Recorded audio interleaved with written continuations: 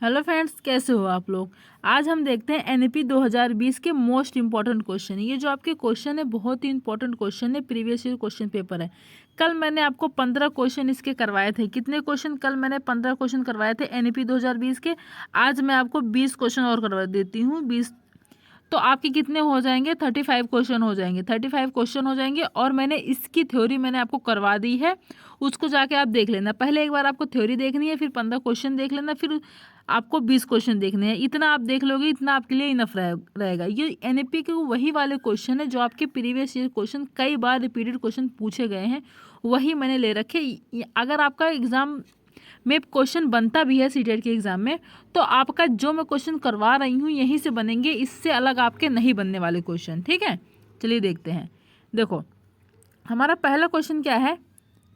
शिक्षा के संबंध में राममूर्ति समिति के निम्नलिखित में से कौन कौन प्रमुख सुझाव थे? बताइए कौन कौन से आपके प्रमुख सुझाव थे। पहला हमारा है विश्वविद्यालय अनुदान आयोग यूजीसी की अमान्यता समाप्त करना। ये आपका सुझाव था? नहीं था ये आपका। कृषि विद्यालयों का उन्मूलन करना था? नहीं। उच्च शिक्षा का विकेंद्रीकरण करना था? ये आपका सुझाव था। क्या है आपका? सी वाला तो आपका सुझाव था। स्नातकोत्तर कक्षा के शिक्षण व शोध पर विश्वविद्यालयों का फोकस, ये भी आपका सुझाव था। सी आपका सुझाव था। डी भी है। शिक्षण की गुणवत्ता में सुधार के लिए विश्वविद्यालयों व महाविद्यालयों के कार्यरत इन सर्विस शिक्षकों हेतु क्या है? प्रशिक्षण करना है। तो ये भी आपका सुझाव था। तीनों आपके सी डी ई तीनों आपके सुझाव थे और ए और बी आपका उस सुझाव नहीं था। तो राइट आंसर क्या हो जाएगा आपका? C D E. अब देखते हैं हमारा सी डी किस में है। ये नहीं है आपका, थर्ड हो जाएगा। सी डी ई थर्ड क्या हो जाएगा आपका? राइट आंसर हो जाएगा। अगला देखिए, अगला क्वेश्चन आपका, भारत की निम्नलिखित में से किस शैक्षिक नीति अधिनियम में शिक्षण एवं अनुश्रवण मॉनिटरिंग हेतु भारतीय संकेत भाषा सम्मिलित है? एनपीई 1986 में, आरपीडब्ल्यूडी 2016, एनईपी 2020, पीडब्ल्यूडी 1995। आपका इसमें से कौन हो जाएगा राइट आंसर? तो आपका हो जाएगा एनईपी 2020। किसकी?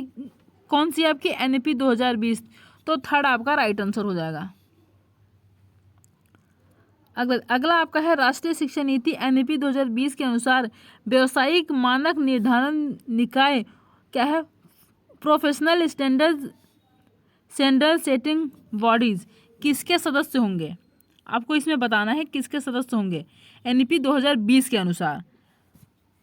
क्या है? राष्ट्रीय प्रत्यायन परिषद, उच्चतर शिक्षा अनुदान परिषद, राष्ट्रीय उच्चतर शिक्षा विनियामक परिषद या सामान्य शिक्षा परिषद। आपका इसमें से कौन सा हो जाएगा? तो आपका हो जाएगा सामान्य शिक्षा परिषद। क्या हो जाएगा? सामान्य शिक्षा परिषद के आपके सदस्य होंगे। तो फोर्थ आपका क्या हो जाएगा? राइट आंसर हो जाएगा। अगला देखिए, अगला क्वेश्चन आपका है, राष्ट्रीय शिक्षा नीति 2020 के अनुसार निम्नलिखित में से कौन सा कथन विद्यालय शिक्षकों के सतत वित्तीय विकास के संदर्भ में सही है? प्रत्येक विद्यालय शिक्षक को प्रतिवर्ष 40 घंटे के सतत वित्तीय विकास कार्यक्रम पूरे करने की आवश्यकता है। बताइए आपका ये होगा या नहीं होगा? नहीं होगा आपका। प्रत्येक विद्यालय शिक्षक को प्रतिवर्ष 50 घंटे के सतत वित्तीय विकास कार्यक्रम पूरे करने की आवश्यकता होती है। तो सेकंड क्या हो जाएगा? सेकंड ही आपका राइट आंसर हो जाएगा। अगला देखो, प्रत्येक विद्यालय शिक्षक को अपने सेवा काल में 40 घंटे के सतत वित्तीय विकास, नहीं ये आपका नहीं होगा। तो क्या हो जाएगा? सेकंड आपका राइट आंसर हो जाएगा। थर्ड को आप पढ़ लो ना पढ़ लो, पर सेकंड क्या है आपका? राइट आंसर है। अगला देखिए, अगला आपका है, एनईपी 2020 के अनुसार निम्नलिखित में से कौन से प्रकार के पाठ्यक्रम प्रारंभ करने पर बल दिया गया है? बताइए कौन से प्रकार के पाठ्यक्रम को प्रारंभ करने पर आपका बल दिया गया है? क्या है?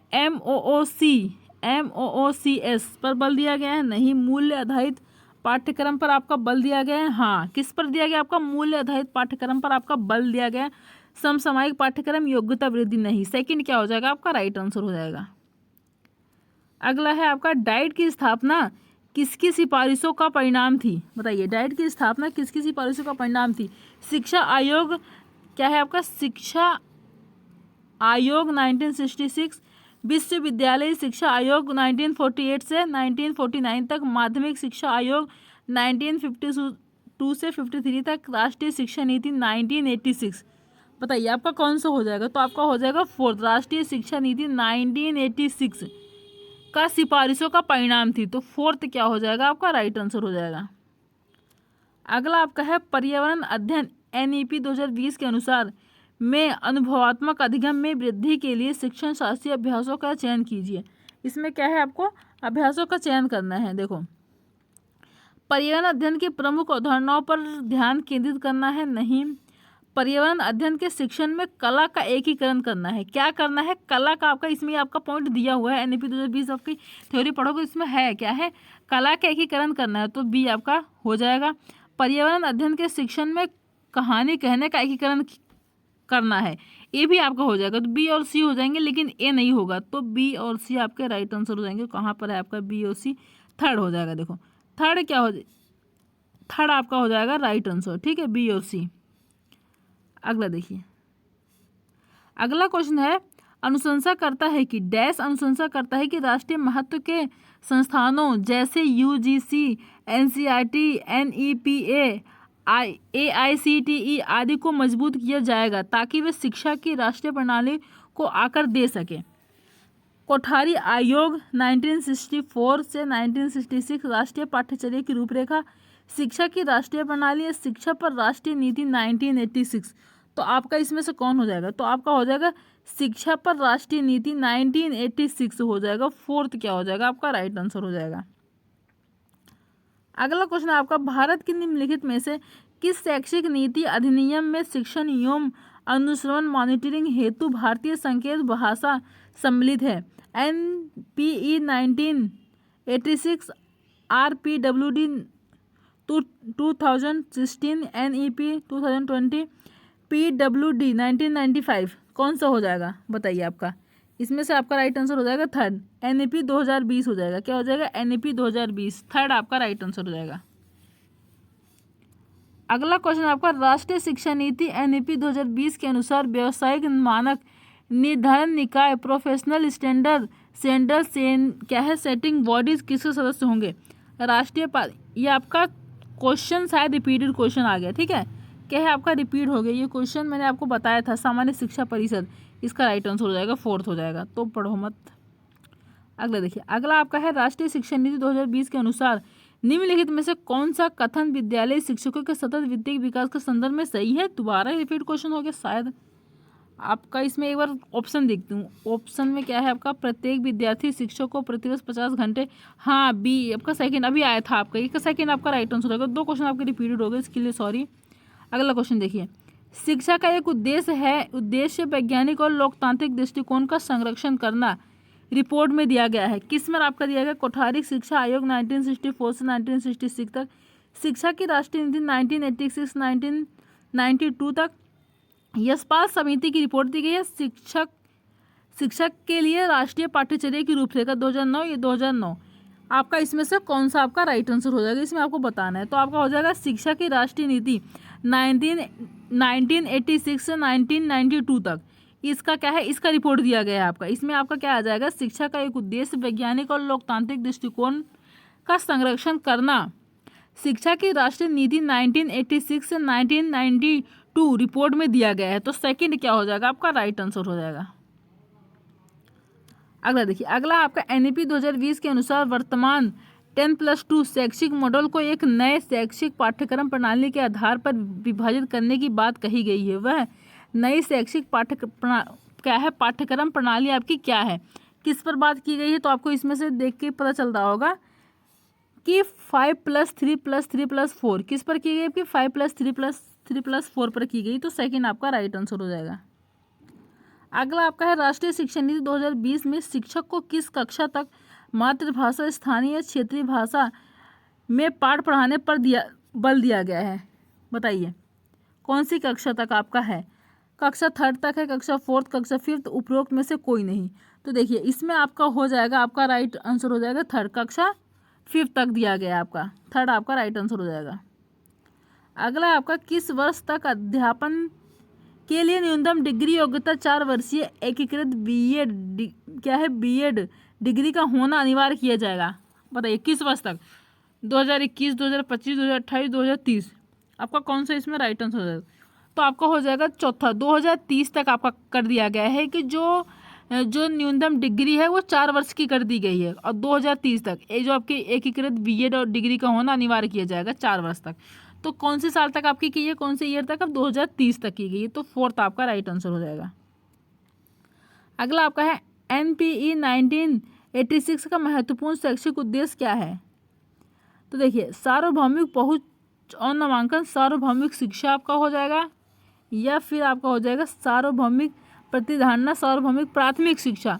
इसमें से आपका कौन सा हो जाएगा? तो फर्स्ट इसमें हो जाएगा सार्वभौमिक पहुंच और नामांकन, फर्स्ट आपका राइट आंसर हो जाएगा।